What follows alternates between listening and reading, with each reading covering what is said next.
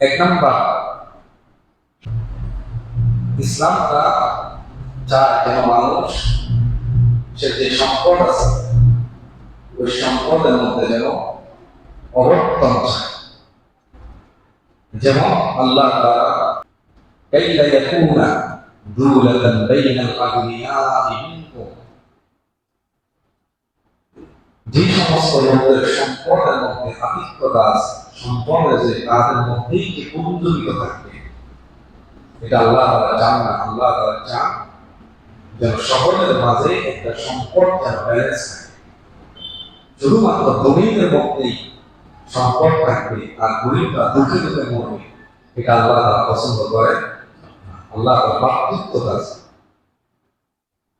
কাইলা ইয়াকুনা দুলাতান বাইনাল আগনিয়াই মিনকুম, কেউ খাবে কেউ খাবে না, কেউ করবে কেউ করবে না, এটা ইসলাম চায় না। ইসলাম চায় সকলে করবে, সকলে খাবে, সকলেই ক্ষুধার্ত থাকবে, সকলে হাসি মুখে থাকবে, ঠিক না?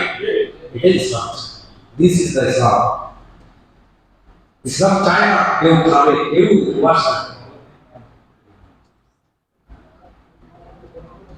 আর গরিবদের যে হক, আপনার ধনীদের সম্পদের মধ্যে গরিবদের হক আছে।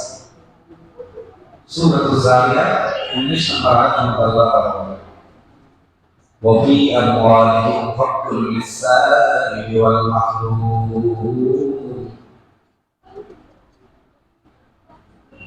গরিবদের হক আছে ওই সম্পদের মধ্যে, ধনীদের সম্পদের মধ্যে গরিবদের হক আল্লাহ তাআলা দিয়েছে।